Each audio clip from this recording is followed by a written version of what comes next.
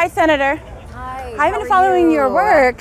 Thank you. Yeah, and Yes. I was just wondering about your vote for the big beautiful bill. Yes, And I it's want so good. No, Thank you. it's I actually Yep, Zach, we've got a reporter if you'd like to step in. Thank you. I would like to tell you how it impacted our family and my son Luca. My son Luca was born at just 25 weeks. They didn't know he was going to make it. Like, it was a 50-50 shot. He needed help. He was just this tiny little 1-pound baby that fought for his life. 4 years down the road, we are still receiving services through Medicaid as our son is autistic. And when this big, ugly bill was introduced, my heart literally dropped.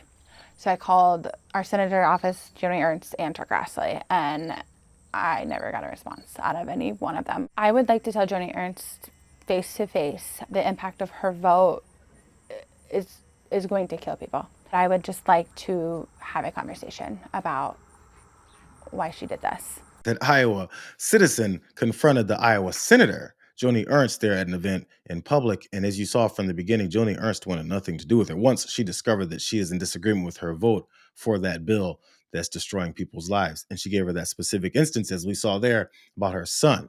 As you saw, Joni Ernst immediately brushed that lady off and said, Chad, we have a reporter here. And I need to get the stench of this normal person away from me whose lives are affected by my vote.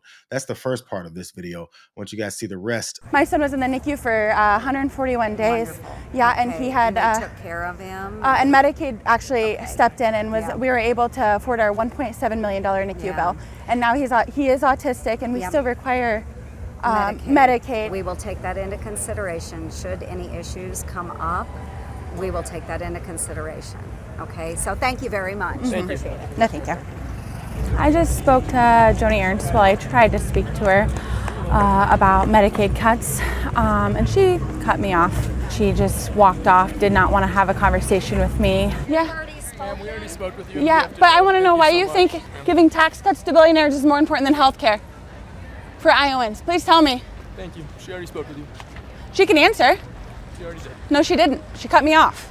When you're voting for a bill that is going to cut thousands of people off health care to give billionaires tax cuts, that's not what we're about here in Iowa. And it's very, very sad to see that she is not even willing to have a conversation with somebody that does not agree with her. So like I said, I'll just keep fighting for what's right here in Iowa. This woman, Tara, walks up and asks her questions specifically about a real life situation with her son. Her son, who was in the NICU, and that Medicaid bill that was paid for, apparently to some degree, as she pointed out, up to $1.7 million. She asked the woman of the party of new babies that they like to talk about and pro-life party that this is, that her son racked up a bill for $1.7 million for being born. And she had nothing to say to her because Joni Ernst doesn't give a damn about babies. Joni Ernst doesn't give a damn about pro-life. Joni Ernst gives a damn about making money and being powerful. That's what Joni Ernst cares about. And that's why her assistant kept saying, she spoke to you, she spoke to you, she spoke to you. She already gave you a middle finger. Why don't you go the F away? She hates you. She's here to do the bidding of the people who pay her. Matter of fact, I'm going to remind you guys of who Joni Ernst is. This is a direct result, a direct connection to what it is we saw earlier this year when she was at a town hall event, when she blew off a bunch of constituents. So when you are arguing about illegals that are receiving Medicaid benefits, 1.4 million, 1.4, they are not eligible. So they will be coming off. So people are not, well, we all are going to die. So for heaven's sakes. It's like straight out of a movie. So the people in the ivory tower sometimes come down to where all of the nasty normal plebes live, and they go, oh, you stupid, stupid normal people. Don't you know you're going to die? I sit up here on my perch and I laugh at you. People are going to die based off of my vote. Please. Do you think I give a damn about those people? Matter of fact, she caught hell for saying that at that town hall. So she made sure to drive the point home. I know you guys saw this, but sometimes we need reminders of who these folks are after we see how they're acting on the streets directly with someone who walked up to them and told them her story. How they go from talking to a mass group of people because maybe one of those people is being a little too nasty to her at that town hall. But when it's a one-on-one, she still gives her the stiff arm. This was her response after that town hall when everyone was mad at her for saying that. Hello, everyone. I would like to take this opportunity to sincerely apologize for a statement that I made yesterday at my town hall.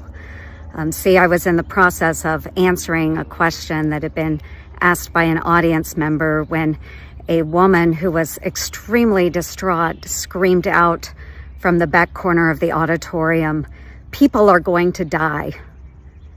And I made an incorrect assumption that everyone in the auditorium understood that, yes, we are all going to perish from this earth. So I apologize. And I'm really, really glad that I did not have to bring up the subject of the tooth fairy as well. But for those that would like to see eternal and everlasting life, I encourage you to embrace my Lord and Savior, Jesus Christ.